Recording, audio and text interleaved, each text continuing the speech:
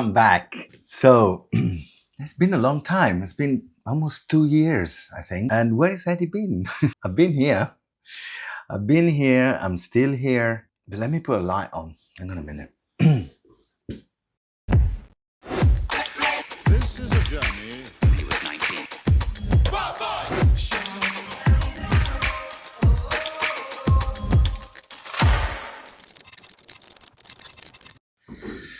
So where has Eddie been?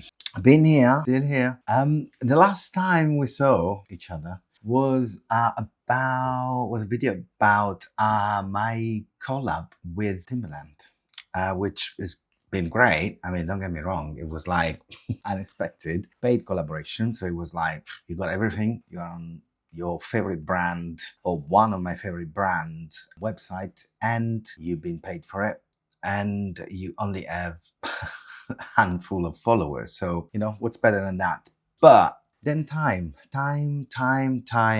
family life. And obviously, this is not my main focus in life. And I just had to focus somewhere else. We might talk about that later on in videos. But what happened is I just couldn't find a way to, I got lost to show you, but I just don't know when to do that.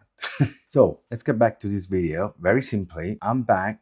I want to put some content out. It's still gonna be about the brands that represented the Paninaro era in the 80s and how they're working today. But I think I want to shift, and I'm kind of having a rather frugal life, which means I'm not upgrading to the latest technology. I'm canceling completely all my streaming services and all that. My phone is going back to an iPhone 13 mini, which is like 4 years old. I'm not going to upgrade to any Air or whatever new 17 just come out. And I think that it's kind of controversial with what the kind of Paninaro culture was. It was the rather opposite. But today I felt like I'm shopping a lot on thrift stores, secondhand stores, eBay, the great source for secondhand clothing, because I still love the brands and the way these brands were working back then, from not necessarily from the 80s, but there's still very old lines that these brands were making,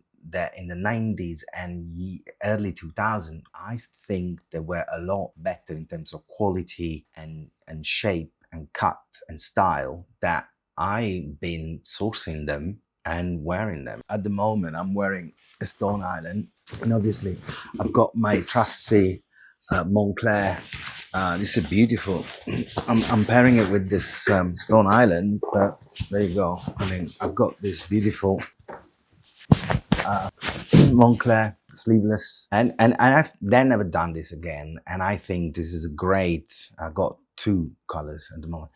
I just love it. And again, it was not as expensive as a brand new one of different brand or whatever, and I still think the quality of these ones is a lot better. So I found myself in a sort of frugal existence at the moment, and I thought, okay, maybe that's what it is now.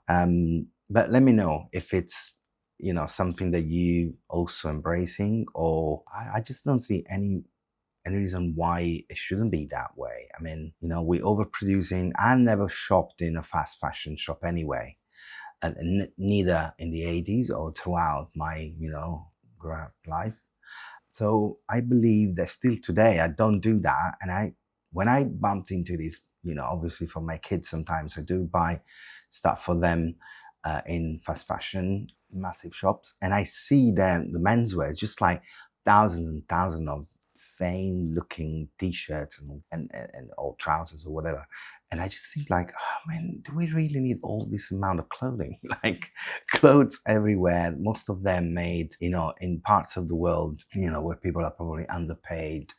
And also we need to recycle them, we need to dispose of them. We're just overproducing a lot of that stuff. I'm not saying that 100% of what I wear or we should wear, it's completely secondhand or thrifted.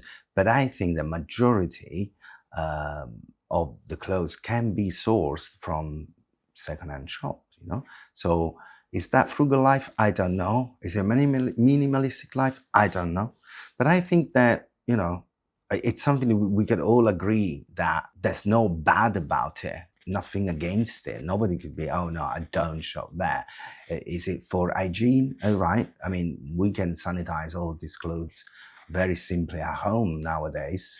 Really, there's no way that this could be like, disregarded. But let me know in the comments, what do you think? This was just a quick update, just a one long rant, but I'm back and I'll try to put out as much content as I can on YouTube.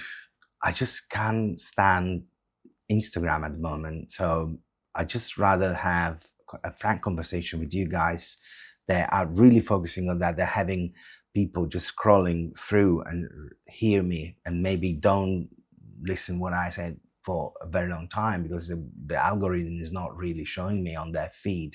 So I'd rather have you, small lot, listen to what I have to say, interact with me, and maybe suggest me what to do, what to say, what to show about my collection here, and just have a nice community over YouTube, and let me know. But see you soon. This is a journey